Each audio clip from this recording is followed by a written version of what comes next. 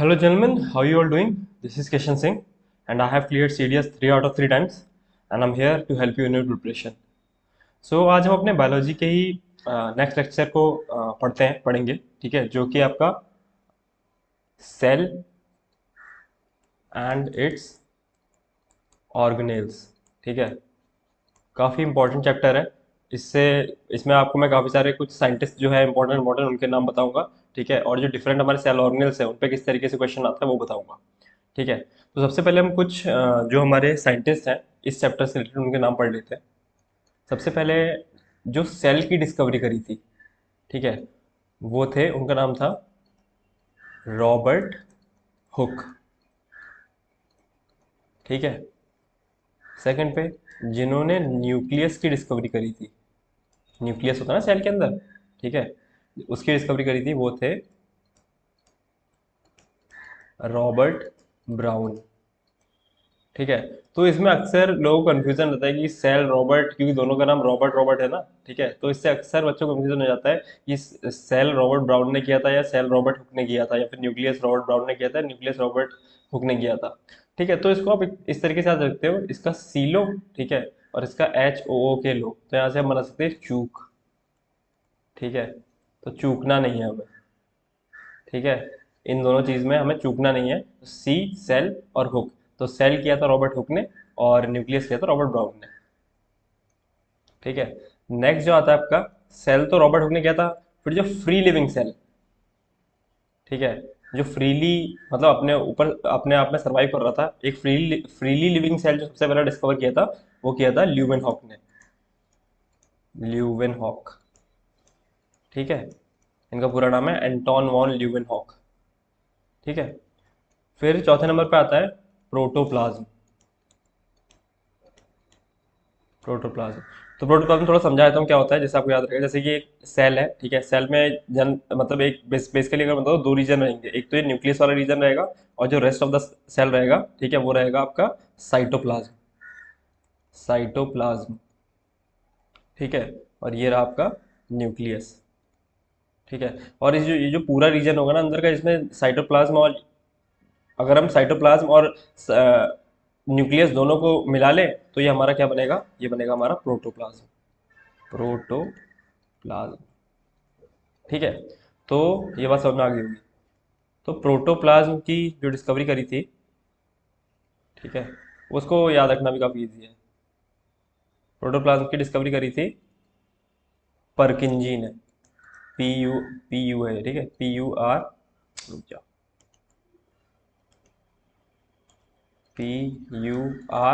PURKINJE, परकिंजी ने इसकी discovery की थी प्रोटोप्लाज्म की, ठीक है। फिफ्थ थी सेल थ्योरी। ये क्वेश्चन अक्सर पूछ लेता है, सीडीएस में आया हुआ है, जैसे एक दो बार आया हुआ है। सेल थ्योरी किसने दी थी? तो सेल थ्योरी दी थी श्लिडेन एंड श्वान ने, एन, ठीक है, SCHWANN, शिल्डेन एंड श्वान ने, ठीक है। फिर एक कॉन्सेप्ट आता है ओमनी सेल्यूला, ई सेल्यूला, बोले ये क्या बवाल है, सेल्यूला, इसका मतलब होता है जो नए सेल फॉर्म होते हैं ना, नए सेल वो पुराने सेल से फॉर्म होते हैं, यानी कि new cells are form from pre existing cells, जो पहले से एग्जिस्ट कर रहे हैं ना। वो देखा होगा आपने, सुना होगा कि एक इससे मदर सेल होती है, ठीक है, वो डिवाइड करके डॉटर सेल बनाती है। जो नए सेल बन रहे हैं, ठीक है, वो मदर सेल से बन रहे हैं, मदर सेल का एग्जिस्टेंस मिट जाता है और नए चार डॉटर सेल बन जाते हैं, यानी कि जो न्यू सेल बन रहे हैं ना, वो प्री एग्जिस्टिंग जो पहले से एग्जिस्ट सेल कर रहा है उससे बन रहे हैं, ठीक है। और ये मदर सेल भी किसी और सेल से बना होगा, वो किसी और सेल से बना होगा, इसलिए हम कहते हैं ओमनी सेलुला ई सेलुला।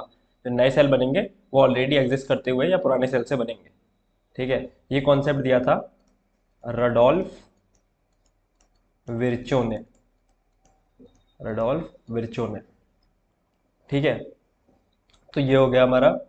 नेक्स्ट चीज, अब जब सेल की बात चली रही है, ठीक है, तो यहाँ पर कुछ यूनिसेलुलर ऑर्गेनिजम्स हैं, यूनिसेलुलर ऑर्गेनिजम्स, ऑर्गेनिजम्स, ठीक है, तो इनकी बात कर लेते हैं।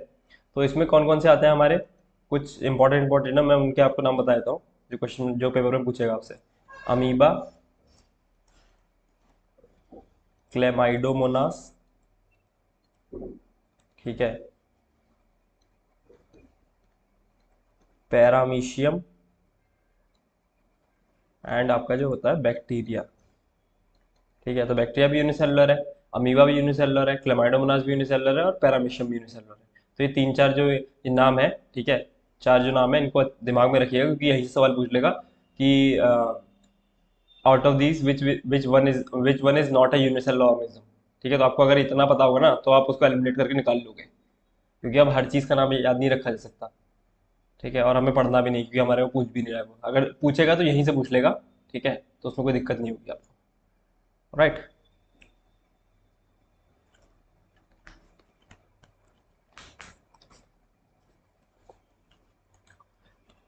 फिर सेल से ही जुड़ा हुआ एक फिनोमेना होता है, इस बार इस पे क्वेश्चन आया हुआ था सीडीएस में, ऑस्मोसिस।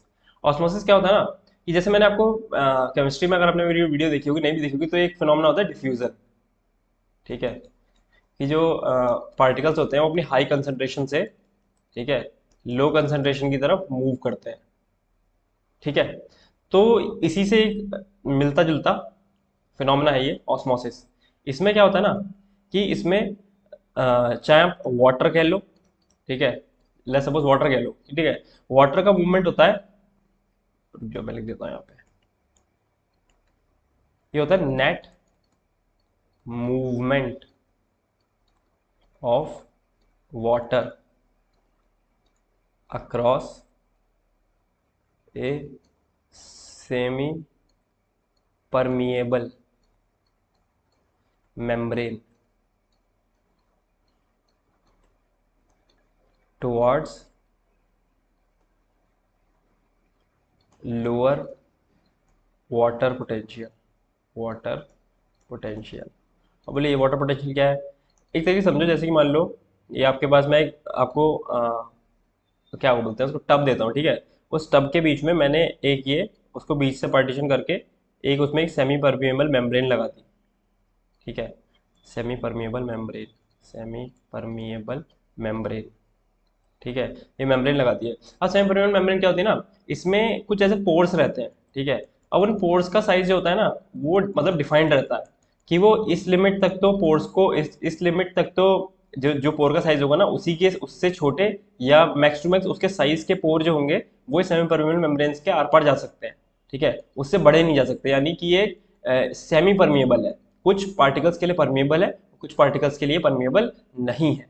ठीक है, तो लेट्स सपोज हमारे इधर दोनों तरफ ऐसे करके ये इसमें एक सेकंड, कलर कलर, ठीक है, हाँ, ठीक है, तो हमारा इस तरीके से ये इसमें पानी भरा हुआ है। ठीक है, ये पूरे में पानी है। ठीक है, अब अगर मैं इसकी बात करूँ ना, अगर सिर्फ अभी पानी है ना, ठीक है, तो दोनों तरफ वाटर पोटेंशियल सेम रहेगा। ठीक है, क्योंकि दोनों तरफ पानी है और कुछ है नहीं, दोनों तरफ प्योर वाटर है, इसलिए दोनों का वाटर पोटेंशियल इस टाइम सेम है दोनों तरफ का। ठीक है, लेकिन अब अगर देखा जाए, अब अगर इसमें मैं यहाँ पर जो सल्यूट डाल दिया मैंने कोई भी, ठीक है, इसमें कोई भी सॉल्यूट डाल दिया मैंने, ठीक है, अब क्या होगा ना, अब जो पानी का मूवमेंट है वो इधर से इधर होगा। ठीक है, पानी क्या करेगा, अपनी हायर कंसंट्रेशन से या हायर वाटर पोटेंशियल से, अभी यहाँ पर पोटेंशियल इसका ज्यादा था ना, अभी तो दोनों बराबर थे, जब दोनों बराबर थे, अब क्या हो गया, सल्यूट के आने से इसका पोटेंशियल गिर जाएगा, क्योंकि अब इसमें सल्यूट भी मिला हुआ है। यानी वाटर की जो फ्री एनर्जी थी, पोटेंशियल बेसिकली क्या होता है, अगर सिर्फ वाटर रहेगा ना, ठीक है, तो उसकी जो मूवमेंट की एनर्जी, मूवमेंट का जो उसके पास स्कोप है ना, ठीक है, वो ज्यादा रहेगा, उसकी जो फ्री एनर्जी रहेगी ना वो ज्यादा रहेगी। बट यहाँ पर सल्यूट के मिलने से ना, सल्यूट के मिलने से अब जो एक तरीके से कह सकते हैं उसकी जो जगह है ना, ठीक है, उसमें सल्यूट मिल गया, उस जगह को सल्यूट ने भी ऑक्यूपाई कर लिया, यानी जो अब जो वाटर की फ्री एनर्जी रहेगी ना, जो वाटर का पोटेंशियल रहेगा वो डिक्रीज हो जाएगा। ठीक है, अब जब डिक्रीज हो जाएगा ना यहाँ का पोटेंशियल, तो वाटर यहाँ से यहाँ मूव करेगा, और जो सल्यूट है वो सल्यूट यहाँ से यहाँ मूव करेगा। ठीक है, क्योंकि यहाँ पर सल्यूट की जो पोटेंशियल है वो ज्यादा है और यहाँ पर कम है, तो हायर कंसंट्रेशन से या हायर पोटेंशियल से लोअर पोटेंशियल की तरफ मूव करेगा। अब यहाँ पर सल्यूट की कंसंट्रेशन बिल्कुल ही लो है, सल्यूट यहाँ से यहाँ मूव करेगा और वाटर यहाँ से यहाँ मूव करेगा through a semi permeable membrane. ठीक है, तो एक बार दोबारा समझाता हूँ कि वाटर अपने हायर पोटेंशियल से लोअर पोटेंशियल की तरफ मूव करेगा, जो कि यहाँ पर है, और सल्यूट अपने हायर पोटेंशियल से, जो कि यहाँ पर है, वो वहाँ यहाँ से अपने लोअर पोटेंशियल की तरफ मूव करेगा through a semi permeable membrane. इसी को हम ऑस्मोसिस कहते हैं। ठीक है, वो समझ में आई? ऑलराइट, क्या हो गया, मिट क्यों नहीं रही, एक सेकंड। तो इसी पे इस बार क्वेश्चन आया था कि लेट्स सपोज ये आपका सेल है एक, ठीक है, ये आपका सेल है, नहीं एक सेकंड, ठीक है, तो वो मैंने मिटा दिया है, ठीक है। तो अब ये देखते हैं, ये समझ लो आपका एक सोल्यूशन है, ठीक है, किसी चीज़ में सोल्यूशन रखा है, उसमें आपने एक सेल डाला, ठीक है। अब ये सोल्यूशन है ना, ये सोल्यूशन कैसा है, ये सोल्यूशन है हाइपोटोनिक। हाइपोटोनिक हाइपोटोनिक सोल्यूशन क्या होता है, जिसकी जो कंसंट्रेशन होगी ना, जो जिसकी कंसंट्रेशन होगी वो जो सेल के अंदर सोल्यूशन है उससे कम होगी, ठीक है। मतलब ऐसे समझ लो कि इस सोल्यूशन में सोल्यूट का जो कंसंट्रेशन है, ठीक है, वो कम रहेगी एज कंपेयर टू सेल के अंदर, ठीक है, सेल के अंदर। अब जब सेल के अंदर जो सोल्यूट है उसकी कंसंट्रेशन ज़्यादा है एज कंपेयर टू बाहर का सोल्यूशन में, बाहर के सोल्यूशन में सोल्यूट की कंसंट्रेशन कम है, तो क्या होगा, जो वाटर होगा ना बाहर, ठीक है, जो बाहर के सोल्यूशन वाटर होगा वो इसके अंदर मूव करेगा सेल के। अब यही तो बताया था मैंने कि अपने हायर कंसंट्रेशन से या हायर पोटेंशियल से वाटर लोअर पोटेंशियल की तरफ मूव करता है। अब जब सेल के अंदर सोल्यूट की कंसंट्रेशन ज़्यादा थी यानी उसका वाटर पोटेंशियल कम था, और जब बाहर के सोल्यूशन में सोल्यूट की कंसंट्रेशन कम थी, और कम थी जिसकी वजह से क्या हो गया, जो वाटर का जो पोटेंशियल था वो यहाँ पर हाई था और सेल के अंदर कम था। बहुत तेज बोल रहा हूँ मैं, धीमे धीमे बताता हूँ, ठीक है। यहाँ पर सोल्यूट की कंसंट्रेशन, ठीक है, कम होने की वजह से जो वाटर का पोटेंशियल था या वाटर की कंसंट्रेशन थी वो ज़्यादा थी, और जो सेल था उसमें सोल्यूट की कंसंट्रेशन ज़्यादा होने की वजह से जो सेल के अंदर का जो वाटर पोटेंशियल था वो कम था। अब जो ज़्यादा पोटेंशियल से वाटर अपने लोअर पोटेंशियल की तरफ मूव करेगा, ठीक है, और किधर मूव करेगा, तो जिसकी वजह से क्या होता है, जो सेल होता है जब वाटर इस सेल के अंदर मूव करेगा, सेल जो होगा वह स्वेल कर जाएगा, यानी कि फूल जाएगा, ठीक है। तो हाइपोटोनिक सॉल्यूशन में रखने की वजह से क्या होगा, सेल विल स्वेल, ठीक है। अभी बताता हूँ इस पर क्वेश्चन कहाँ से आया था। नेक्स्ट चीज जो होती है आपकी, लो आपने एक सोल्यूशन लिया, ठीक है, उसमें एक सेल को डाला। अब क्या है यहाँ पर, जो सेल के अंदर सोल्यूट की कंसंट्रेशन है ना, या फिर जो सोल्यूशन की जो बाहर जो ये आपने सोल्यूशन डाला ना, इसकी कंसंट्रेशन और सेल के अंदर के सोल्यूट की कंसंट्रेशन सेम है, दोनों बराबर है, ठीक है। यानी यहाँ का भी वाटर पोटेंशियल उतना ही है जितना कि सेल के अंदर का है। तो अब दोनों जगह अगर वाटर पोटेंशियल सेम है तो बताओ वाटर मूव करेगा, नहीं करेगा, ठीक है, वाटर मूव नहीं करेगा, मतलब इन द सेंस,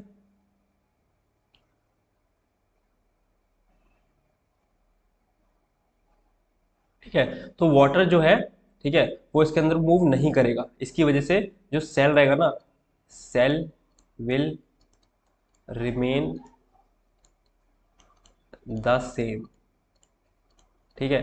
सेल का साइज जो रहेगा, इस सेल का साइज वो सेम रहेगा, उसमें कोई चेंज नहीं आएगा, ठीक है। और ऐसे सॉल्यूशन को हम क्या कहते हैं, इस सॉल्यूशन को कहते हैं आइसोटोनिक सॉल्यूशन।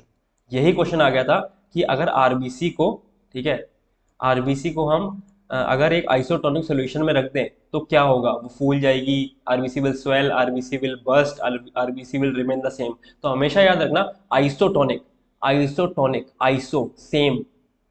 अगर आइसोटोनिक सॉल्यूशन में आप किसी भी सेल को आरबीसी डब्ल्यूबीसी कुछ भी रखो, आइसोटोनिक मतलब जो बाहरी कंसंट्रेशन है वही उसके अंदर ही कंसंट्रेशन है, ठीक है।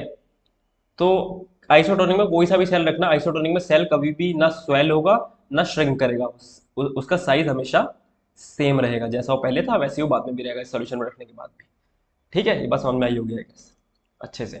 फिर नेक्स्ट आते हैं एक हाइपरटोनिक सॉल्यूशन। हाइपरटोनिक सॉल्यूशन, इसमें क्या होता है, ये जो आपने सोल्यूशन लिया उसमें सेल को रखा, अब यहाँ पर जो सोल्यूट की कंसंट्रेशन रहती है ना, वो सेल के अंदर से ज़्यादा रहती है, ठीक है। यानी जो सोल्यूशन का वाटर पोटेंशियल है, ठीक है, सोल्यूट की जो वाटर का पोटेंशियल है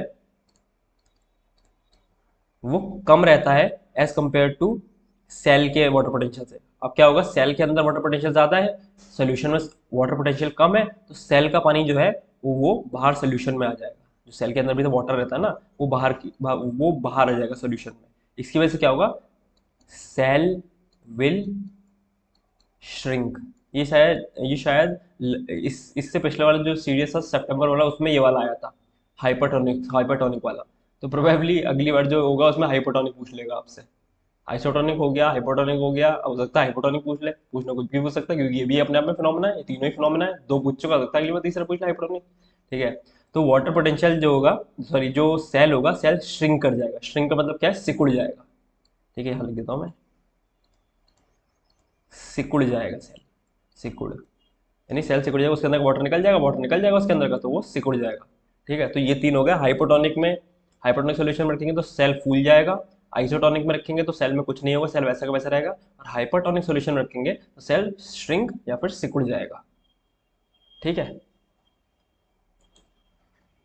ठीक है। अब जो आपने देखा होगा, जो प्लांट्स होते हैं ना, ठीक है, प्लांट्स, प्लांट्स की रूट वाटर एब्जॉर्ब करती है ना, प्लांट रूट वाटर एब्जॉर्ब करती है ना, ठीक है, वो ऑस्मोसिस के थ्रू ही करती है, ऑस्मोसिस, वो ऑस्मोसिस से ही होता है।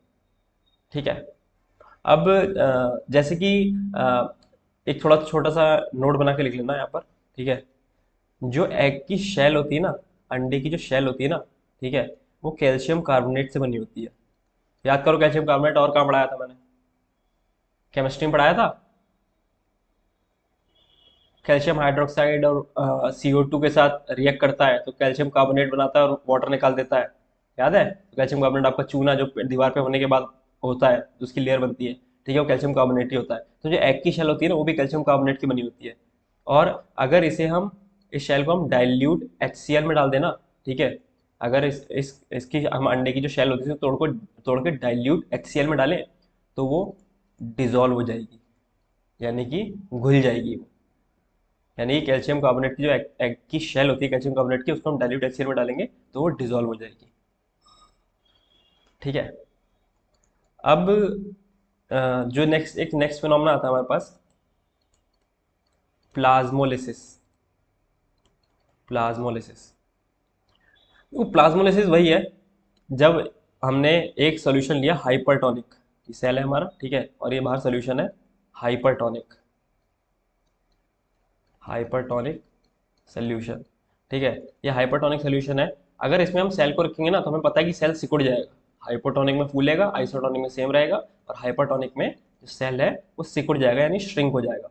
ठीक है, तो ये सेल है ना, सेल, ठीक है, इसके अंदर का जो कंटेंट है, ठीक है, जो इस तरीके से है इसका स्ट्रक्चर है, ये इसकी सेल वॉल से अलग होने लगेगा।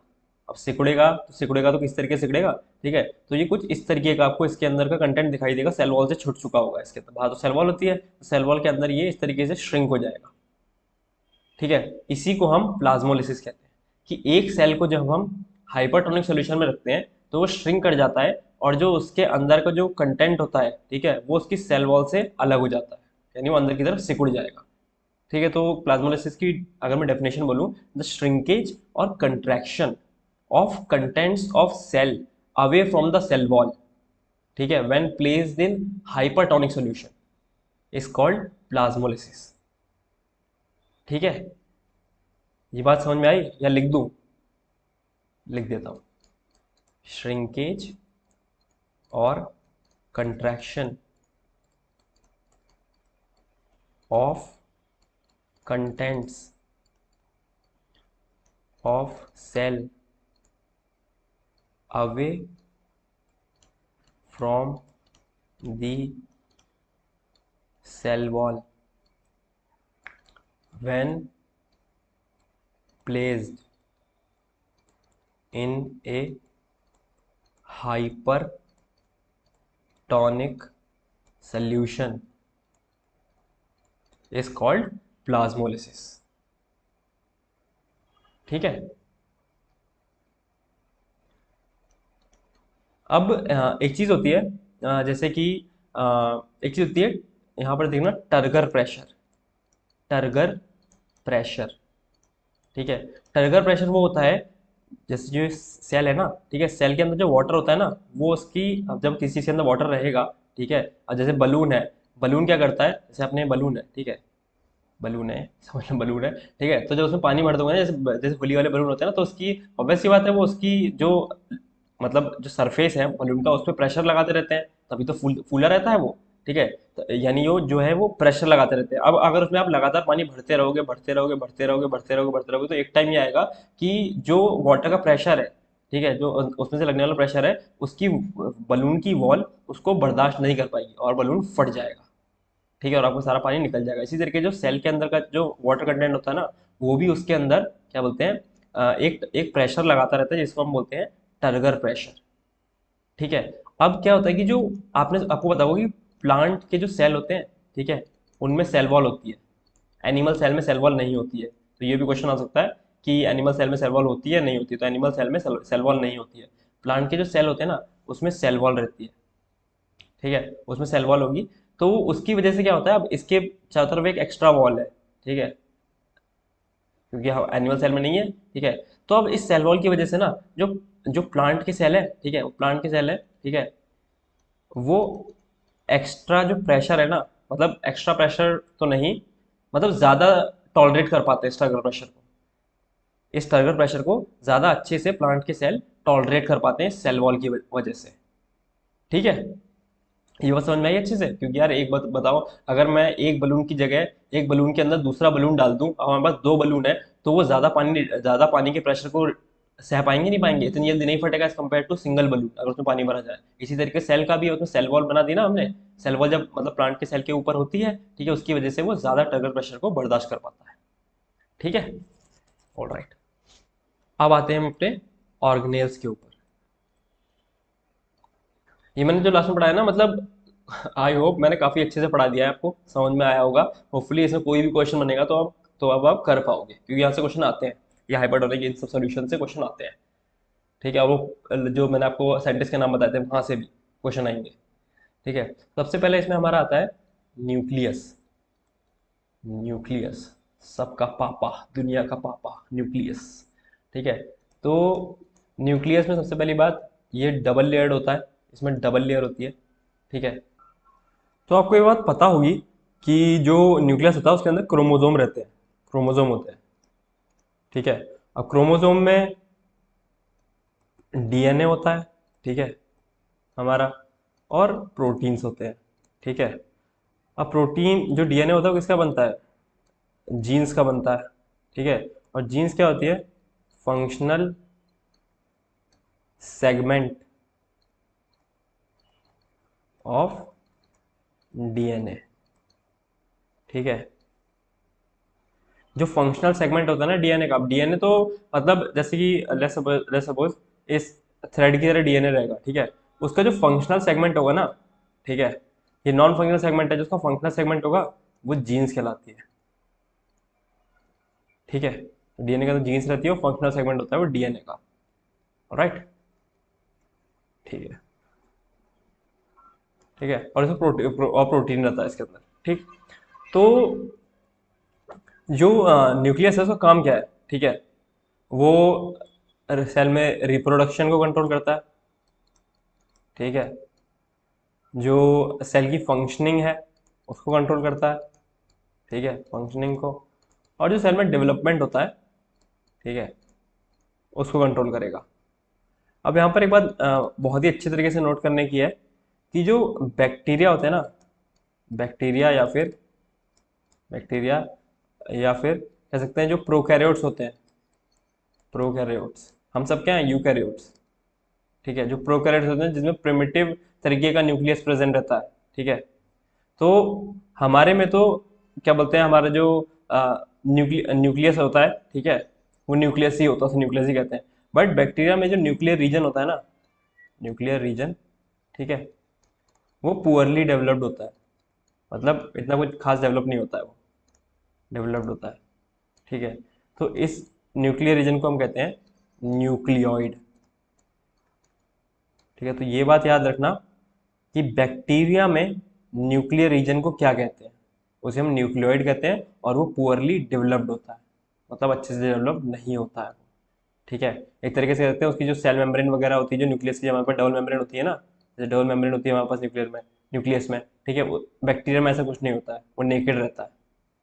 ठीक है, ऑलराइट, ठीक है। ठीक है, अब जो हमारे पास सेल ऑर्गेनेल आता है वो होता है एंडोप्लाज्मिक रेटिकुलम। तो जो न्यूक्लियस की हमने बात कर ली, ठीक है, न्यूक्लियस तो सबका पापा होता है, मतलब वो पूरा जो सेल की फंक्शनिंग सब कुछ वही कंट्रोल करता है। ठीक है। अब उसमें ऑर्गेनेल जो होता है सबसे पहला वो होता है एंडोप्लाज्मिक रेटिकुलम। ठीक है। अब एंडोप्लाज्मिक रेटिकुलम ना दो टाइप का होता है, तो आपको ये जानने की जरूरत नहीं है एंडोप्लाज्मिक रेटिकुलम क्या है, वो मैं थोड़ा थोड़ा जो उसके आपके मतलब का वो आपको बता दे रहा हूँ। ठीक है। एंडोप्लाज्मिक रेटिकुलम में दो टाइप के होते हैं, smooth endoplasmic reticulum, sorry rough endoplasmic reticulum and smooth endoplasmic reticulum. लिख देता हूँ यहाँ पे, rough endoplasmic reticulum and smooth endoplasmic reticulum. ठीक है। ये दो टाइप का होता है। जो रफ एंडोप्लाज्मिक रेटिकुलम होता है ना, उसका काम होता है प्रोटीन सिंथेसिस का, प्रोटीन सिंथेसिस। वो प्रोटीन बनाता है। क्यों प्रोटीन बनाता है वो भी बताता हूँ एक सेकंड आपको। और जो स्मूथ एंडोप्लाज्मिक रेटिकुलम होता है ना, उसका काम होता है लिपिड्स एंड स्टेरॉइड्स। ठीक है। उनको बनाना। ऑलराइट। तो ये रफ एंडोप्लाज्मिक रेटिकुलम क्यों कहते हैं, तो लेट्स सपोज ये इस तरीके से, इसका इस तरीके से स्ट्रक्चर होता है एंडोप्लाज्मिक रेटिकुलम का, कुछ इस तरीके से। ठीक है। इस तरीके से। तो यहाँ पर ऐसे सिस्टर्नी जो गैप वगैरह रहता है ना, कप शेप्ड जो वेसिकल्स बन रही हैं, ठीक है, इनको हम सिस्टर्नी कहते हैं। सिस्टर्नी, सिस्टर्नी कह लो, सिस्टर्न्स कह लो। ठीक है। और ये जो ये आपका हो गया न्यूक्लियस। ठीक है। न्यूक्लियस। ठीक है। तो ये न्यूक्लियस के साथ एसोसिएटेड रहता है, कुछ इस तरीके से इसका स्ट्रक्चर होता है। ठीक है। तो अगर मैं इसका पीछे वाला एरिया दिखाऊँ ना, पीछे वाला एरिया कुछ ऐसे दिख रहा होगा इसका, ये जो ऐसे ऐसे करके गया है आगे की तरफ, न्यूक्लियस की तरफ। ठीक है। तो पीछे वाला जो सबसे पीछे वाला एरिया है वो इस तरीके से है। ठीक है। तो यहाँ पर क्या रहता है कि ये रफ क्यों कहते हैं, कि इसके ऊपर ऐसे dot dot dot dot dot dot करके, ठीक है, राइबोसोम्स प्रेजेंट रहते हैं। Ribosomes, ribosomes. अब इन राइबोसोम्स का क्या काम होता है, राइबोसोम्स का काम होता है प्रोटीन सिंथेसिस का। प्रोटीन सिंथेसिस, ये प्रोटीन को सिंथेसाइज करते हैं। राइबोसोम में प्रोटीन का मैन्युफैक्चर होता है। ठीक है। इसकी वजह से जो रफ एंडोप्लाज्मिक रेटिकुलम होता है वो प्रोटीन का सिंथेसिस करता है। अब जो स्मूथ एंडोप्लाज्मिक रेटिकुलम होता है ना, वो कुछ इस तरीके से आपको मतलब स्मूथली ऐसे बंडल टाइप में आपको दिखाई देगा। इसके ऊपर कोई भी राइबोसोम प्रेजेंट नहीं होता, इसकी वजह से इसकी जो बाउंड्री है ना वो स्मूथ होती है। अब जब राइबोसोम नहीं रहेगा तो प्रोटीन का सिंथेसिस नहीं करेगा, तो इसका काम होता है लिपिड्स और स्टेरॉइड्स का सिंथेसिस करना। ठीक है। ये भी इसके बीच में ही ऐसे करके इस तरीके से यहाँ पर प्रेजेंट रहते हैं स्मूथ एंडोप्लाज्मिक रेटिकुलम। ठीक है। तो इस तरीके से हमें पता चलेगा कि जो स्मूथ एंडोप्लाज्मिक रेटिकुलम है वो लिपिड्स का सिंथेसिस करता है, स्टेरॉइड्स का सिंथेसिस करता है, और जो रफ एंडोप्लाज्मिक रेटिकुलम है वो प्रोटीन का सिंथेसिस करता है। ठीक है। ऑलराइट। हाँ, और एक और बात, इसको मिटा देता हूँ मैं यहाँ पे। जल्दी मिट जा, जल्दी जल्दी जल्दी जल्दी मिट जा, थोड़ा सा और मिट जा। ठीक है।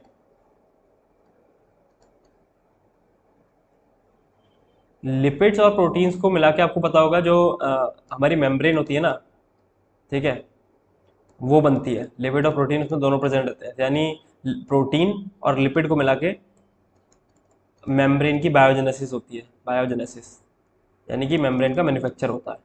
जो हमारे सेल मेम्ब्रेन होती है उसका मैन्युफैक्चर होता है कि उसमें दोनों प्रोटीन और लिपिड्स दोनों प्रेजेंट रहते हैं, यानी प्रोटीन और लिपिड्स को मिला के मेम्ब्रेन का बायोजेनेसिस होता है। ठीक है। तो ये बात याद रखना दिमाग में अपने।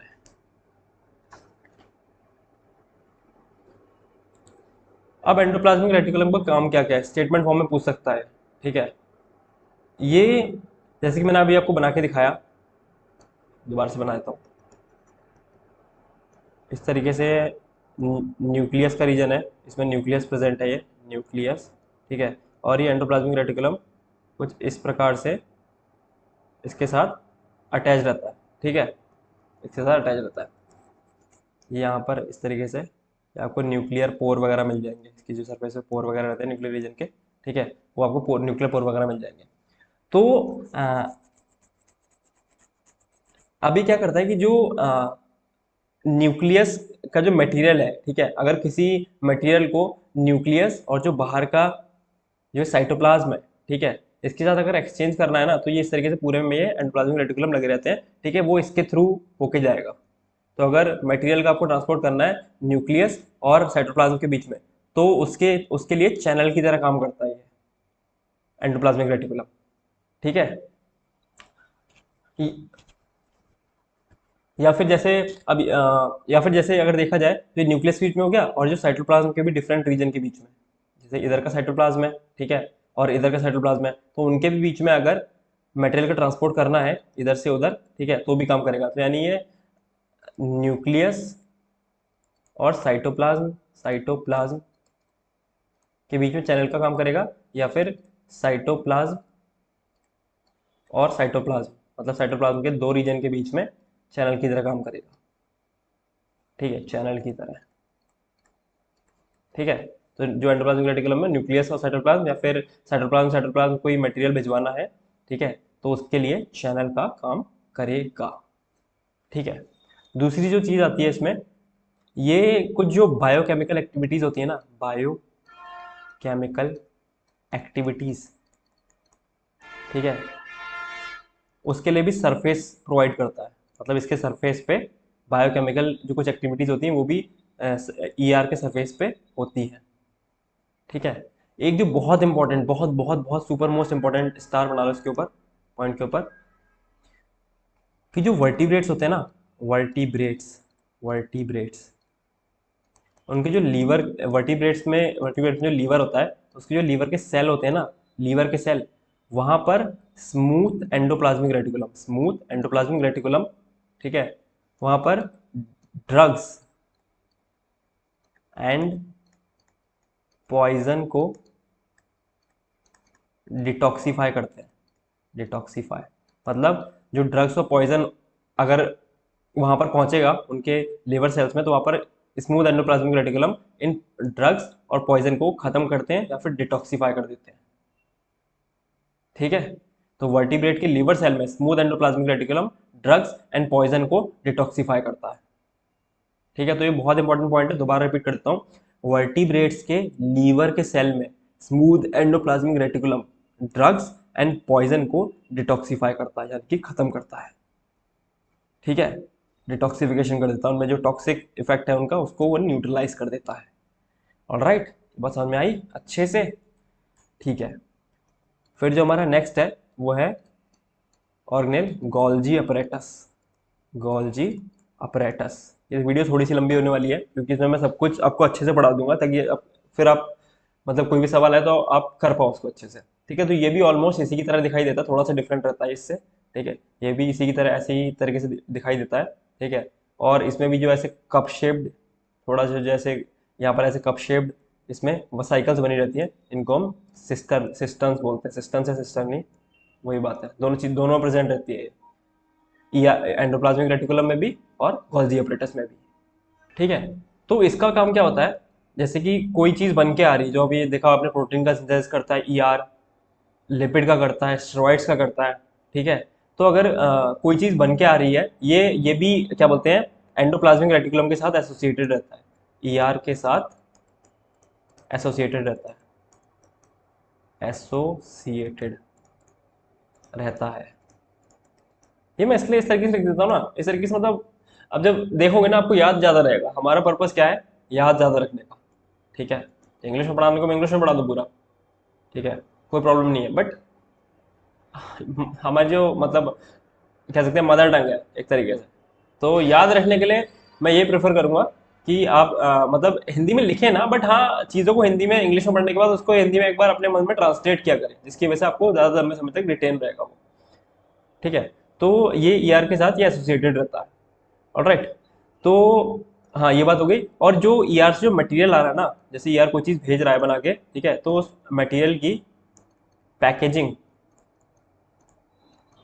या उस मटेरियल को मॉडिफाई करना है, ठीक है, material of ER endoplasmic reticulum, ठीक है, उसकी पैकेजिंग एंड मॉडिफिकेशन का काम गोल्जी ऑपरेटस करेगा, ठीक है। और अपनी जो इसकी वेसाइकल्स है ना, ये स्टोर मटेरियल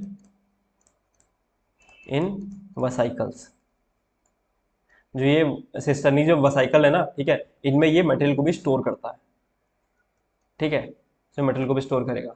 बहुत इंपॉर्टेंट पॉइंट, बहुत बहुत बहुत बहुत बहुत इंपॉर्टेंट पॉइंट।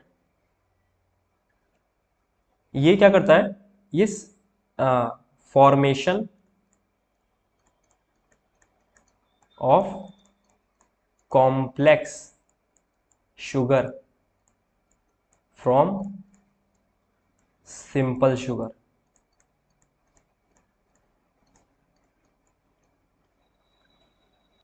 जैसे कि जो अगर हम सिंपल शुगर की बात करें तो मोनोसेक्राइड जो आपने बना होगा, मोनोसेक्राइड और डाइसेक्राइड, ठीक है, मोनोसेक्राइड हो गई, ठीक है। और कॉम्प्लेक्स शुगर की बात करें तो पॉलीसेक्राइड, पॉलीसेक्राइड, ठीक है। तो मोनोसेक्राइड के हम यूनिट को जोड़ते जाएंगे ना तो ठीक है पॉलीसेक्राइड बन जाता है। तो सिंपल शुगर जैसे कि मोनोसेक्राइड, मोनोसेक्राइड की काफी सारे यूनिट्स को जोड़कर पॉलीसेक्राइड बनाने का काम गोल्जी अपरेटस करता है, यानी सिंपल शुगर से कॉम्प्लेक्स शुगर बनाने का काम गोल्जी अपरेटस करेगा, ठीक है। ऑलराइट। और एक चीज और यहाँ पर मैं लिखवाता हूँ, ये भी बहुत इंपॉर्टेंट है, लाइसोसोम्स का फॉर्मेशन करता है। लाइसोसोम्स के फॉर्मेशन में, लाइसोसोम्स का फॉर्मेशन, ठीक है, लाइसोसोम के फॉर्मेशन में इन्वॉल्व रहता है ये गोल्जी अपरेटस। लाइसोसोम्स अभी हम नेक्स्ट पढ़ेंगे, वो है हमारा लाइसोसोम, कि लाइसोसोम क्या होता है। यानी ये बात याद रखना कि लाइसोसोम कौन बनाता है, गोल्जी अपरेटस। लाइसोसोम्स, लाइसोसोम क्या है, मेम्ब्रेन बाउंड है पहली बात तो, ठीक है। जितने भी मैंने आपको पढ़ाया है ना, आपको पता ही चल गया होगा कि गोल्जी अपरेटस की मेम्ब्रेन होती है, ईआर की मेम्ब्रेन होती है, इस तरीके ये भी मेम्ब्रेन बाउंड सैक होते हैं, सैक, ठीक है। जैसे कट्टा टाइप बोलते हैं, इसके मतलब एक्जैक्टली कट्टा नहीं, छोटे साइज में मतलब सैक होते हैं, इसके अंदर कुछ, जिसके अंदर कुछ भरा जा सकता है एक तरीके से, उसको हम सैक बोल देते हैं, ठीक है। Membrane bound sac filled with digestive enzymes, digestive enzymes. तो लाइसोसोम होते हैं membrane bound sac with filled with digestive enzymes, ठीक है। ये कौन से वाले डाइजेस्टिव एंजाइम होते हैं जो हमारे पेट में, नहीं नहीं वो वाले डाइजेस्टिव एंजाइम नहीं होते हैं, मतलब जो जैसे कोई फॉरेन मटेरियल अगर सेल के अंदर आ गया ना, फॉरेन मटेरियल या फॉरेन मटेरियल, या फिर जो वेस्ट मटेरियल होता है ना सेल का, वेस्ट मटेरियल, ठीक है, वेस्ट मटेरियल, उसको ये डिकम्पोज करते हैं, ठीक है, उसको ये खत्म करते हैं। और ये बनाता कौन है, डाइजेस्टिव एंजाइम जो इसके अंदर होते हैं वो कहाँ से बनते हैं, वो बनते हैं ईआर से, एंडोप्लाज्मिक रेटिकुलम से, ठीक है। और एंडोप्लाज्मिक रेटिकुलम में भी रफ एंडोप्लाज्मिक रेटिकुलम, जो रफ एंडोप्लाज्मिक रेटिकुलम है वो इसके डाइजेस्टिव एंजाइम्स जो होते हैं लाइसोसोम के, उसको बनाता है। और लाइसोसोम कौन बनाता है, लाइसोसोम बनाता है गोल्जी अपरेटस, ठीक है, गोल्जी अपरेटस बनाता है लाइसोसोम। बट जो लाइसोसोम के एंजाइम्स होते हैं, उसके अंदर जो एंजाइम्स भरे रहते हैं, वो बनाता है रफ एंडोप्लाज्मिक रेटिकुलम। तो ये बात अच्छे से आई होप समझ में आई होगी, ठीक है। तो और इन डाइजेस्टिव एंजाइम्स का काम क्या होता है, फॉरेन मटेरियल हो गया या फिर जो वेस्ट मटेरियल है, क्या वॉट क्या लिखा मैंने, जो जो वेस्ट मटेरियल है, ठीक है, उसको खत्म करते हैं इसके डाइजेस्टिव एंजाइम। इसीलिए इसीलिए ना इनको एक बहुत, ये सवाल पूछा जाता है, फिर पूछा जाएगा, इसलिए इन्हें सुसाइडल बैग्स कहते हैं। यही है वो लाइसोसोम जिन्हें हम सुसाइडल बैग्स कहते हैं। ये तो पूछ लेगा ऐसा कि सुसाइडल बैग्स किस और सेल ऑर्गेनेल को कहते हैं, वो लाइसोसोम्स है, ठीक है, बहुत इंपॉर्टेंट है। तो लाइसोसोम को हम सुसाइडल बैग्स कहते हैं, क्योंकि कभी कभी क्या होता है ना, जब सेल डैमेज हो जाता है ना, व्हेन सेल गेट डैमेज्ड, ठीक है, जब सेल डैमेज हो जाता है तो इसके जो एंजाइम है ना, इसके एंजाइम, वो इसके जो एंजाइम होंगे, ठीक है, सेल ये लाइसोसोम, लेट्स सपोज लाइसोसोम है, थोड़ा सा बड़ा बड़ा बना देता हूँ, ये सेल है, इसका लाइसोसोम है, ठीक है, लाइसोसोम है। तो जब सेल मान लो ऐसे डैमेज हो गया, उसमें कोई इंजरी हो गई है, ठीक है, इंजरी हो गई और वो इंजरी रिकवरेबल नहीं है, ठीक है, वो सेल गल रहा है या मर रहा है, तो जो लाइसोसोम होगा ना ये फट जाएगा, दुश, इस तरीके से फट जाएगा, और इसके जो इसमें से एंजाइम निकलेंगे ना, वो एंजाइम इस सेल को खत्म कर देंगे, दी एंड कर देंगे इसका, ठीक है। यानी उस सेल का दी एंड हो जाएगा लाइसोसोम के एंजाइम से। इसीलिए कहते हैं कि जब लाइसोसोम फटता है ना, तो उसके अंदर के जो एंजाइम होते हैं वो अपने ही सेल खा लेते हैं, ठीक है, अपने ही सेल खा लेते हैं, इसलिए इनको हम लाइसोसोम को सुसाइडल बैग्स कहते हैं। आई होप समझ में आया होगा कि लाइसोसोम को सुसाइडल बैग्स क्यों कहते हैं, मैंने आपको बना के भी दिखा दिया, ठीक है।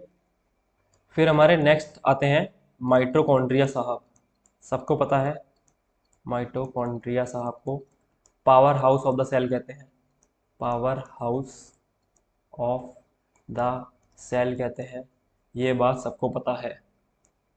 डबल मेम्ब्रेन होते हैं, डबल मेम्ब्रेन होती है इनमें, ये भी बहुत से लोगों को पता होगी, ठीक है। आउटर मेम्ब्रेन एक तो, आउटर मेम्ब्रेन, ठीक है, और इनर मेम्ब्रेन, इनर मेम्ब्रेन, ठीक है, आउटर मेम्ब्रेन और इनर मेम्ब्रेन में बटा होता है ये, ठीक है। और अब काफ़ी लोग, कम लोगों को पता होगा कि इनके पास they have their own DNA and ribosomes, ठीक है। इनके पास अपने अपने खुद के डीएनए और राइबोसोम्स होते हैं। इसकी वजह से अब राइबोसोम होगा तो ये कुछ कुछ प्रोटीन के सिंथेसिस भी खुद कर लेते हैं, ठीक है। यानी कि जो माइटोकॉन्ड्रिया है वो प्रोटीन के सिंथेसिस भी कर लेता है क्योंकि उसके पास राइबोसोम्स प्रेजेंट रहते हैं, ठीक है। और power house of the cell क्यों कहते हैं? क्योंकि ये एटीपी का फॉर्मेशन करते हैं, एटीपी फॉर्मेशन, ठीक है। एटीपी की फुल फॉर्म क्या है? एडिनोसाइन ट्राइफॉस्फेट, लिख देता हूँ, एडिनोसाइन ट्राइफॉस्फेट, ठीक है। और एटीपी को हम कहते क्या है? एटीपी को कहते हैं energy currency of the cell. Cell की एनर्जी करेंसी होती है एटीपी। एटीपी को फॉर्मेशन कौन करता है? माइटोकॉन्ड्रिया। इसीलिए हम इसको power house of the cell कहते हैं। ऑलराइट, ठीक है। नेक्स्ट आते हैं हमारे ऑर्गेनेल्स सेल के, वो होते हैं प्लास्टिड्स, प्लास्टिड्स, ठीक है। ये सिर्फ only present in plant cell, ये एनिमल सेल में प्रेजेंट नहीं होते हैं, only present in in in in in plant cell, ठीक है। सिर्फ प्लांट सेल में प्रेजेंट रहते हैं। और प्लास्टिड्स दो टाइप्स के होते हैं। अभी आपको समझ में आ जाएगा कि क्यों ये सिर्फ प्लांट सेल में प्रेजेंट होते हैं। अब यहाँ से कलर चेंज करते हैं हम थोड़ा सा, बहुत देर से रेड रेड रेड रेड हो रहा है, ठीक है। एक होते हैं, एक को कहते हैं हम क्रोमोप्लास्ट, क्रोमोप्लास्ट। एक होते हैं ल्यूकोप्लास्ट। अब क्रोम से बन जा रहा है क्रोमा, कलर, ठीक है, यानी ये कलर्ड होते हैं। ये वाले प्लास्टिड जो होते हैं वो कलर्ड होते हैं, और ल्यूकोप्लास्ट वाले वाइट रहेंगे। वाइट, अरे ये एक्स्ट्रा आर क्यों बन रहा है मेरे से, ठीक है। वाइट और कलरलेस, वाइट रहेंगे या फिर कलरलेस रहेंगे, ठीक है। इसमें आते हैं आपके क्लोरोप्लास्ट। अब समझ में आया कि ये एनिमल में क्यों प्रेजेंट नहीं रहेंगे, क्योंकि ऐसा कौन सा एनिमल है जो फोटोसिंथेसिस करता है कोई ऐसा एनिमल जो फोटोसिंथेसिस करता हो, ठीक है। और क्लोरोप्लास्ट भी डबल मेम्ब्रेन होती है, क्लोरोप्लास्ट में डबल मेम्ब्रेन, तो ये बात याद रखना, ये क्लोरोप्लास्ट में भी डबल मेम्ब्रेन होती है। क्लोरोप्लास्ट, माइटोकॉन्ड्रिया और न्यूक्लियस, इन तीनों में डबल मेम्ब्रेन होती है। दोबारा सुन लो, क्लोरोप्लास्ट लिख दो यहाँ पे, क्लोरोप्लास्ट, माइटोकॉन्ड्रिया, ठीक है, और न्यूक्लियस, इन तीनों में डबल मेम्ब्रेन रहती है। तो ये यहाँ से भी इस तरीके से भी सवाल बना सकता है कि out of these organelles which one does not have a double membrane, कि दिए गए हिंदी में कैसे बोलेंगे, दिए गए सेल, यार ऑर्गेनेल की हिंदी नहीं पता मेरे को, दिए हुए सेल ऑर्गेनेल में से ऐसा कौन सा सेल ऑर्गेनेल है जिसमें डबल मेम्ब्रेन नहीं होती है। तो लेट्स सपोज आपको क्लोरोप्लास्ट दे दिया, माइटोकॉन्ड्रिया दे दिया, न्यूक्लियस दे दिया, और डी ऑप्शन दे दिया आपको प्लास्टिड्स, ठीक है, या ईआर दे दो, गोल्जी अपरेटस दे दो, ठीक है। तो इनमें क्या रहेगी, उनमें सिंगल मेम्ब्रेन रहेगी, ठीक है। तो उसमें से कोई भी आएगा तो अगर ये तीन दिखे और चौथे को फिर आंख बंद करके मार्क कर देना, क्योंकि इन तीनों में डबल मेम्ब्रेन होती है, ठीक है। और राइट, तो यहाँ से मिटा देता हूँ मैं वरना कंफ्यूजन हो जाएगा, ठीक है। तो नोट कर लिया होगा अपने अपने, आई होप, ठीक है। तो क्लोरोप्लास्ट होते हैं। अब जो ल्यूकोप्लास्ट का काम क्या होता है? ल्यूकोप्लास्ट का काम होता है स्टोरेज का। अब इसका तो पता ही है आपको, क्लोरोप्लास्ट क्या करेगा? फोटोसिंथेसिस करेगा, फोटोसिंथेसिस, ठीक है। इसका काम होता है स्टोरेज का। क्या स्टोर करता है ये? स्टार्च स्टोर करेगा, ऑयल्स को स्टोर करेगा, and protein granule, protein granules को स्टोर करता है। इंपॉर्टेंट, फिर से इंपॉर्टेंट बात, plastids have their own DNA and ribosomes. यानी कि माइटोकॉन्ड्रिया और प्लास्टिड्स दोनों में ही अपना डीएनए एंड राइबोसोम्स होते हैं। ऑलराइट, मूव करते हैं नेक्स्ट। फिर हमारे जो नेक्स्ट और लास्ट ऑर्गेनेल आते हैं वो होते हैं वैक्यूल्स। ठीक है, वैक्यूल्स की जो मेम्ब्रेन, वैक्यूल की जो मेम्ब्रेन होती है ना, ये याद रखना, पूछ लेता है अक्सर ये, इसे हम कहते हैं टोनोप्लास्ट। वैक्यूल की मेम्ब्रेन को टोनोप्लास्ट कहते हैं। ये क्या होते हैं? ये स्टोरेज सैक्स होते हैं, स्टोरेज। जैसे कि लाइसोसोम था, उसमें डाइजेस्टिव एंजाइम थे, मेम्ब्रेन माउंट सैक वो भी थे, ठीक है, वो उसके अंदर डाइजेस्टिव सेल्स, डाइजेस्टिव एंजाइम्स भरे हुए थे। इसी तरीके से वैक्यूल स्टोर करते हैं, ठीक है, मतलब इनके अंदर क्या स्टोर रहता है, स्टोर क्या क्या करते हैं, ठीक है, अमीनो एसिड हो गए,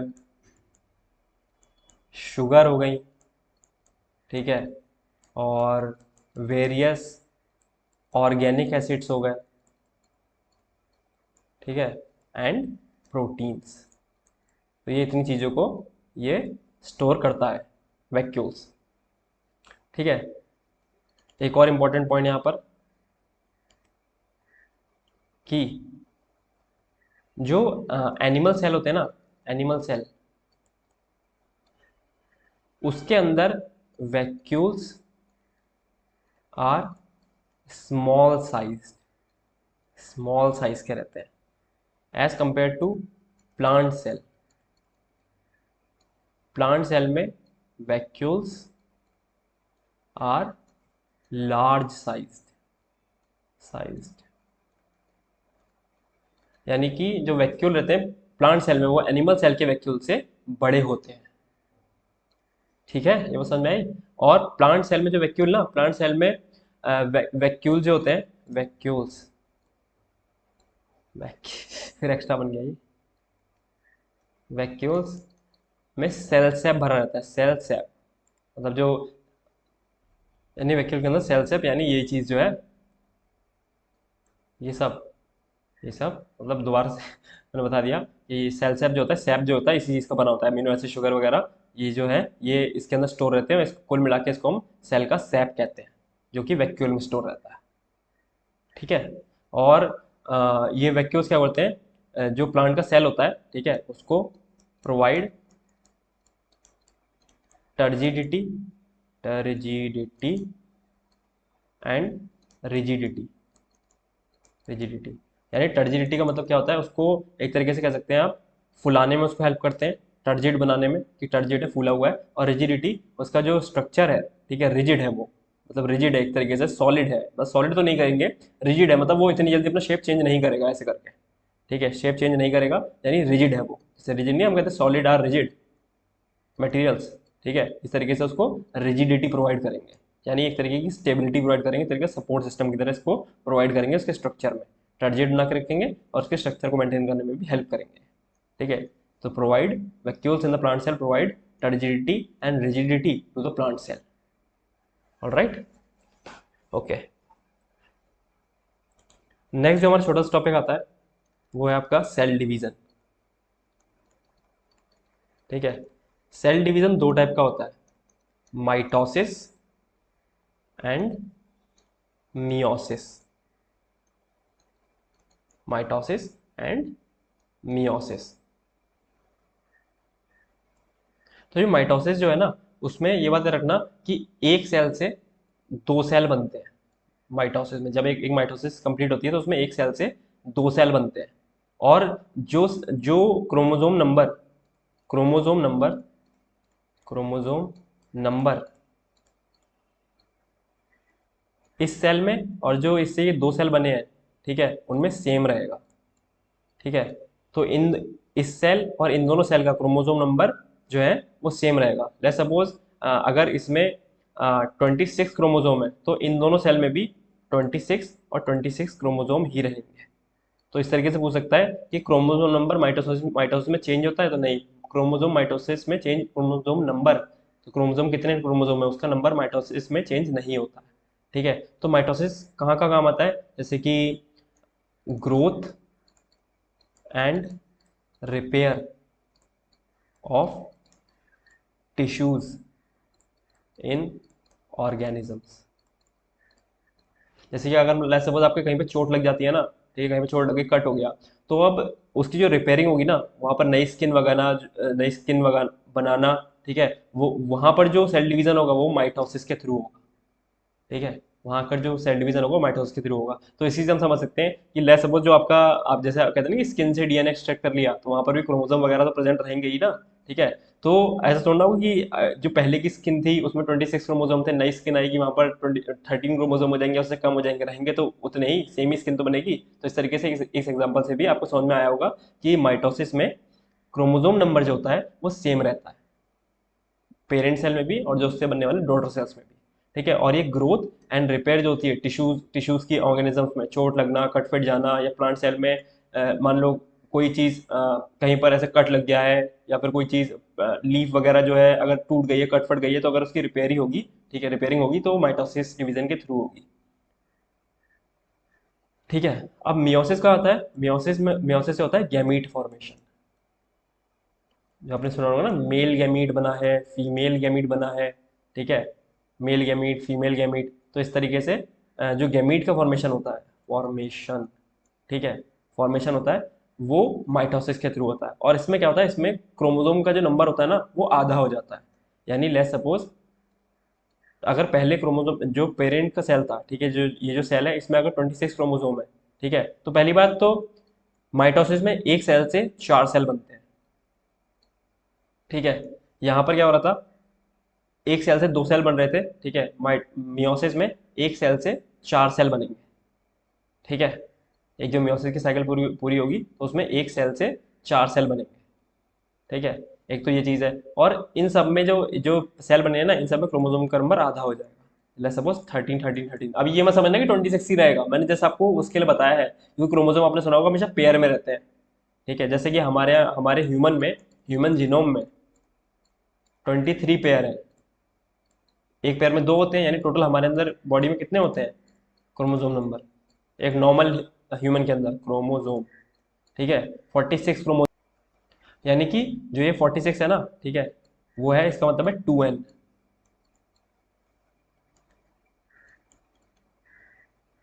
ये 23 हुआ ना, ये n हुआ n, और जो 46 हुआ ना इसे हम 2n कहते हैं।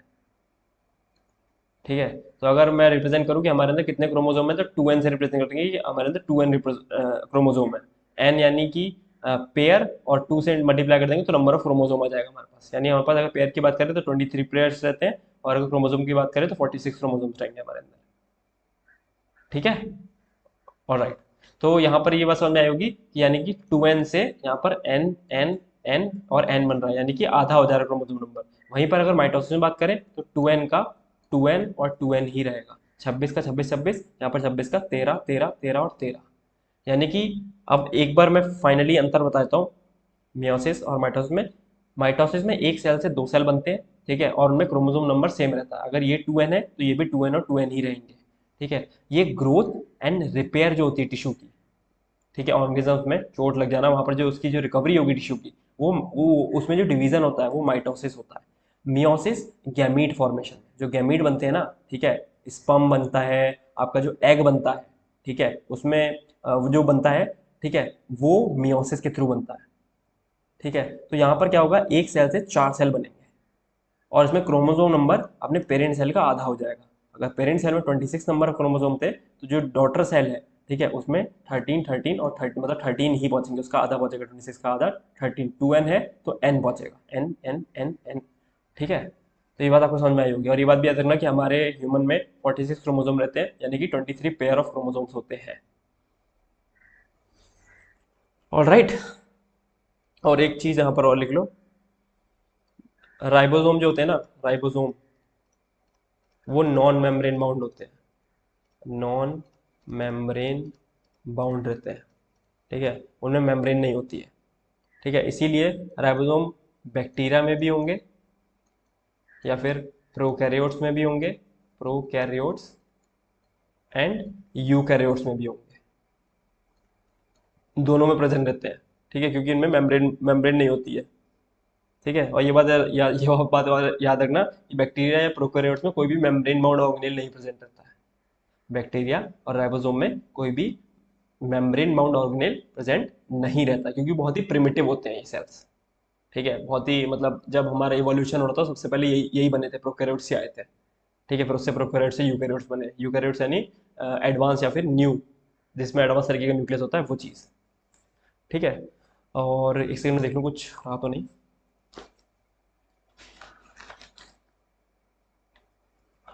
हाँ, एक सेकंड और बस, लास्ट पॉइंट और देख लो। बस एक पॉइंट था, इंपॉर्टेंट है, ये आया हुआ है क्वेश्चन में, ये पेपर में आया हुआ है। ठीक है, जो जैसे क्लोरोफिल होता है ना, क्लोरोफिल। ठीक है, तो वो तो अभी हमने देखा कि जो यूकैरियोट्स होते हैं, यूकैरियोट्स यूकैरियोट्स जैसे कि हमारे प्लांट, जो प्लांट वगैरह, प्लांट भी यूकैरियोट ही है। ठीक है, उनमें प्लास्टिड्स में प्रेजेंट रहता है। अभी देखा हमने प्लास्टिड्स में दो टाइप के होते हैं, क्रोमोप्लास्ट और ल्यूकोप्लास्ट। क्रोमोप्लास्ट में हमारा क्लोरोप्लास्ट आता है, जिसमें क्लोरोफिल प्रेजेंट रहता है। ठीक है, क्लोरोफिल प्रेजेंट रहता है, तो ये तो प्लास्टिड्स में प्रेजेंट रहता है। बट जो क्या बोलते हैं, प्रोकैरियोट्स या फिर बैक्टीरिया होते हैं ना, प्रोकैरियोट्स, ठीक है, और बैक्टीरिया, ठीक है, इसके अंदर क्या होगा, इसके अंदर जो क्लोरोफिल रहता है ना, क्लोरोफिल, क्लोरोफिल, ठीक है, वो मेम्ब्रेनस वेसाइकल में रहता है, मेम्ब्रेनस वेसाइकल्स में। तो जो क्लोरोफिल में रहेगा ना, ये प्लास्टिड में नहीं रहेगा, ये मेम्ब्रेनस वेसाइकल्स में रहेगा। मेम्ब्रेनस वेसाइकल स्ट्रक्चर होते हैं, ठीक है, स्ट्रक्चर होते हैं बैक्टीरिया में। ठीक है, वो उनके साथ एसोसिएटेड रहेगा क्लोरोफिल, वो प्लास्टिड्स में नहीं रहेगा। तो ये बात अगर आए कि जो बैक्टीरिया होते हैं, prokaryotic bacteria, basically photosynthetic bacteria, जो फोटोसिंथेसिस कर सकते हैं। बैक्टीरिया तो कई तरीके के होते हैं, जो फोटोसिंथेटिक बैक्टीरिया होते हैं उसमें क्लोरोफिल मेम्ब्रेनस वेसाइकल के साथ एसोसिएटेड रहता है, ना कि प्लास्टिड के साथ। प्लास्टिड जो होती हैं वो यूकैरियोट्स में पाई जाती है, ना कि प्रोकैरियोट्स में। ठीक है,